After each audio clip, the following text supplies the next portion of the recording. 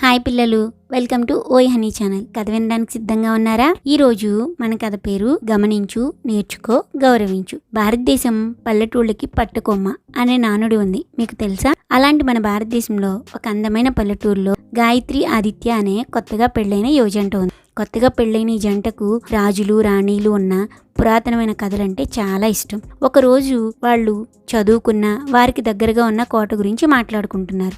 ఆదిత్య గాయత్రితో, ఈ కోటకు గల రాజు ధర్మరాజు అంత గొప్పవాడంట అని అంటాడు. అప్పుడు గాయత్రి, అవును ఆదిత్య, ఆ రాణిగారైన దమయంతి గారి గౌరవం కూడా అంతే గొప్పదంట అని అనుకుంటారు. వీరి గురించి వింటుంటే వారు తిరిగిన ప్రదేశాలు చూడాలనిపిస్తుంది కదా అని ఇద్దరు అనుకుంటారు. గాయత్రి తండ్రి శివుడికి ఆ విషయం తెలియజేస్తారు. శివుడు వారిని సున్నితంగా తిరస్కరిస్తాడు, వద్దు అని చెప్తాడు. మన పురాణాలు, పాత కథలు మనం తెలుసుకొని మార్గదర్శకాలుగా మార్చుకోవడానికే గాని వాటి జ్ఞాపకాలను చూడాలి అని అనుకోకూడదు అని చెప్పి వెళ్ళిపోతారు. కానీ గాయత్రి, ఆదిత్య శివుడి మాటను లెక్క చేయకుండా ఆ కోటను చూడడానికి వెళ్తారు.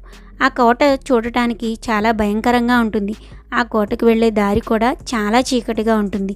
గాయత్రి, ఆదిత్యలు ఎలాగో ధైర్యం తెచ్చుకొని ముందుకు వెళ్ళడానికి ప్రయత్నించగా వారికి పెద్దగా భయంకరమైన రూపం ఒకటి, పెద్ద శబ్దం ఒకటి వినపడతాయి.